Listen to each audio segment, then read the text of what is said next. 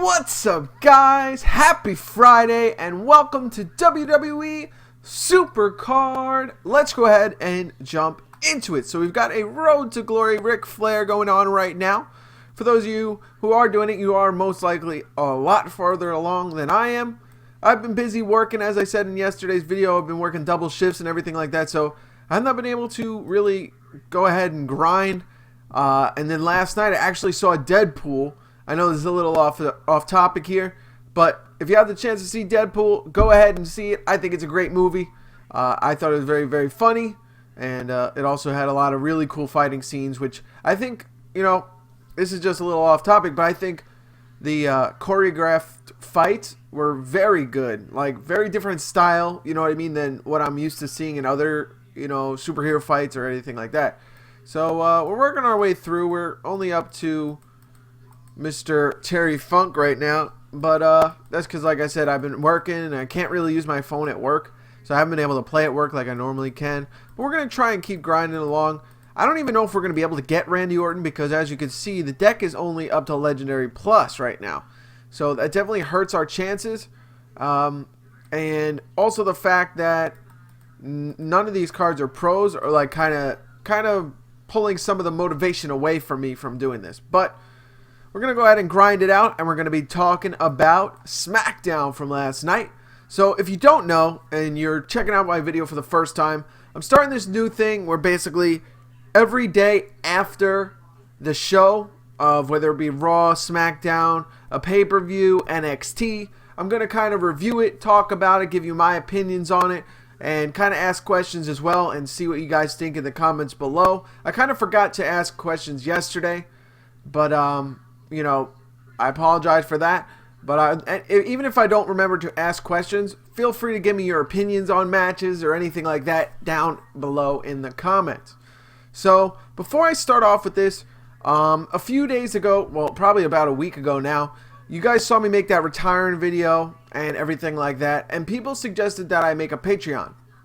So I'm not sure if I'm going to or not, but if you'd be interested in Patreon, which is basically you sign up to give like $1 a month or, you know, whatever amount you can, and you basically give $1 a month or whatever, and it slowly adds up, and, you know, the more people that give will enable me to have a more consistent payment thing, rather than relying on YouTube.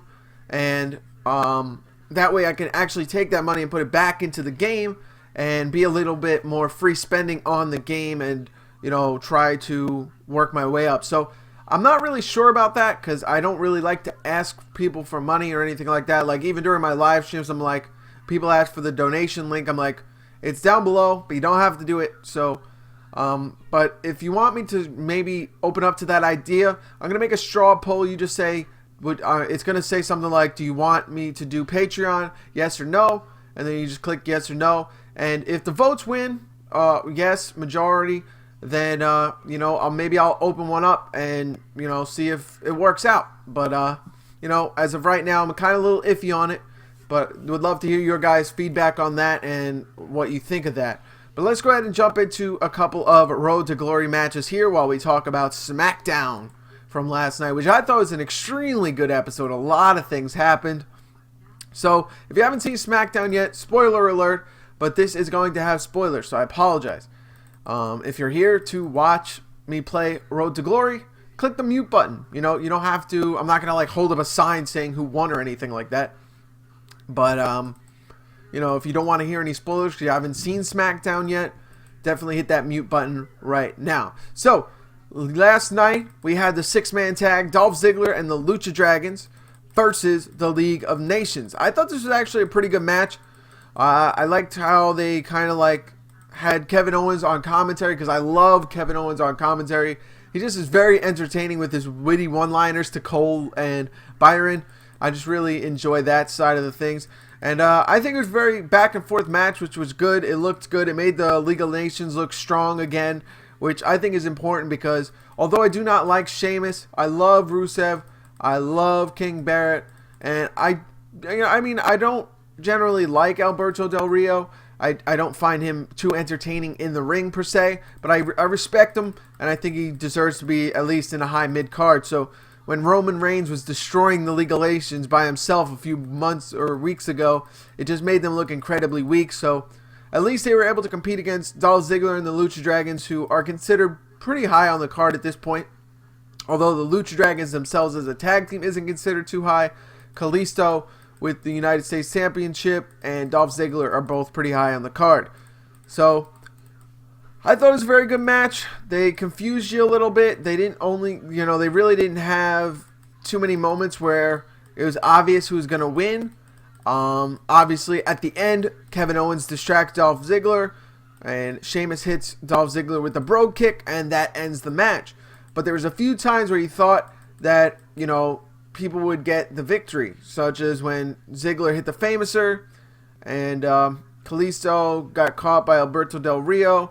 So it's like, I don't know, there's just a lot of cool moments. There's this one part where Kalisto jumps off to Hurricanrana, Alberto Del Rio. Alberto Del Rio catches him and throws him into the barricade, which I've never seen before. So I thought that was pretty innovative and pretty cool, and definitely a new spot. But definitely a great match. Like I said, they win by Brogue Kick by Sheamus, who gets the win. And then we go on to see Tamina versus Sasha Banks. This was a very weird match. Sasha can put on a match with anybody, but Tamina is just honestly not that great in the ring. She's very limited in the ring, and she has her certain moves. The one thing I love about Tamina is her super kick. But this match was very weird. Naomi was like trying to distract Sasha Banks, but it didn't really work until like the end. But Sasha ends up hitting Tamina with I forget what she did. But anyway, she ended up getting the bank statement locked in, and Tamina tapped out. So after the match, though, Naomi attacks Sasha from behind, and then this is where they kind of like did the twist on the story. So Becky Lynch runs out to save her. Then Team Bad quickly leaves the ring. They regroup on the stage while Becky checks on Sasha. And then Sasha like shoves Becky away to say like, whoa, we're not friends. We might be tagging at Fastlane, but we're not friends. So this was interesting. And then after the commercial, they show them backstage how they're talking about it. And they're like saying how if this isn't going to work, I don't like losing. And, Sasha says she doesn't like to lose. So she's going to grit it through. Even if they're not friends, they're going to put up a great match on Fastlane and work together. So they end up shaking or like grabbing hands and saying, let's kick some ass like a boss. So that was a cool thing. I really like that. They got their little slogans in. And then it opened up to the Y2J, AJ Styles thing. A pretty damn lengthy match with The Miz first. Chris Jericho versus The Miz, because The Miz came out when AJ Styles was supposed to come out.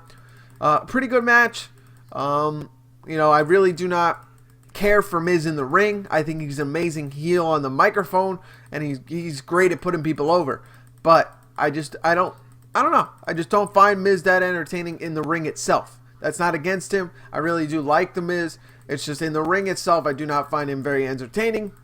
So The Miz ends up losing, and AJ Styles comes out to talk to Jericho. Jericho says no. He's not going to be accepting the challenge at Fastlane. So then AJ Styles says, is there anything I could do to change your mind? Jericho says no. And that's when AJ Styles just looks at him and just starts pummeling him. And my boy AJ Styles, which I got his shirt when it went on sale right after the debut. Sorry about that. I got to fix it now after pulling it up. But yeah, so he ends up attacking Jericho. Jericho says, you want it? That was very stupid of you. But you want me at Fastlane? You got it. And so then they ended up announcing the match for Fastlane. And, Jericho is basically saying, like, you're going to regret this kind of a thing. And I thought it was great. Good segment. And it definitely moved the story and made it more interesting. So after that, ends up going to non-titles match. Charlotte versus Natalya. Pretty good match. Pretty lengthy, though. Charlotte ends up beating Natalya with the figure 8, and Natalya taps out. Then Charlotte mocks Daniel Bryan by doing the yes chants, and obviously mocking Brie Bella because that's his wife. Brie runs down to settle things. Brie starts giving hard kicks to Charlotte. Goes for the running knee, but Charlotte gets out of the ring. Brie does her own yes chant. And, yeah, I don't know. That segment was interesting. I mean, I don't really care for this Brie versus Charlotte story right now, because I feel like it's just filler until basically WrestleMania, where they're going to somehow finagle it into being Charlotte versus Becky versus Sasha. Hopefully. That's what I'm hoping for. A women's Divas title match, triple threat at WrestleMania. At least that's what I'm hoping for. We'll have to see where that goes. But Natalya, as always, puts on a great match. One of the best in the ring. As I say that, I pull it right here off the board. But let's see here. We get a title match. We'll take that. And there we go. So we've got about a couple more matches here. I think I'm going to activate the title match early on to get these out of the way. There we go. And the next match was the Dudley Boys versus Roman Reigns and Dean Ambrose. Good match. Brock ends up coming out. You know, let's see.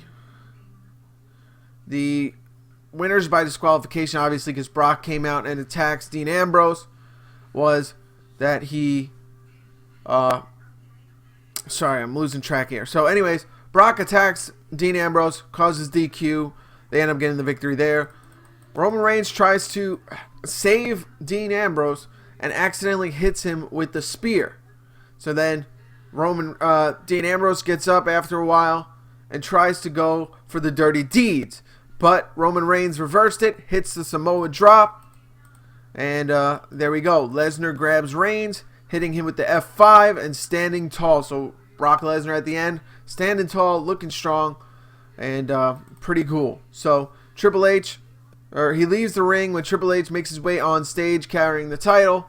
The game just stares down Brock, and just like that, it ends. So very cool. I like to see the story progression on SmackDown. I'm glad they're bringing that over. You know, the stories don't really tend to keep going on SmackDown. They'll add like a little hint of things on SmackDown usually. But in my opinion, this was major story progression. And pretty cool to see Brock back on SmackDown, basically where he started. You know, I know he started on Raw technically, but I feel like when he was finally, you know, blew up, he was on SmackDown all those years. And I don't know, it was just cool to see him back on SmackDown. So overall, great Raw. I mean, great SmackDown rather. And if you haven't seen it yet, definitely go watch it, because it's definitely worth the watch. But anyways, I hope you guys enjoyed this little wrap-up and what went on in SmackDown, my opinions. So let me know what you guys think. Do you like seeing story progression on SmackDown? Do you think that should continue? So let me know in the comments below. Also, like I said earlier, don't forget to check the straw poll I'm going to make about Patreon. A lot of people suggested it to me in like messages and on Twitter and stuff like that because they saw that video. So, you know, I'm not really sure if I'm going to do it, but if, you know, the majority of you guys say, yes, I like that idea, then I'll definitely maybe consider opening one. So anyways, thank you guys for watching. Just going to wrap up this match here. Should take me no more than a second. Come on. All right. So round 4. So here we go. Tag team match. It doesn't really matter at this point. You know, that's the funny part. Like, I always still like try to make compatible tag teams when in reality it really would not make a difference because I could easily just win with any of the cards at this point. But there we go. Get the victory. And we're going to about wrap this one up after we get the picks off the board here. We get that extra pick because we did not take one loss. 11-0 here. And just like that, we are 40 out of 75. So hopefully we were able to make it through this road to glory at least decently far.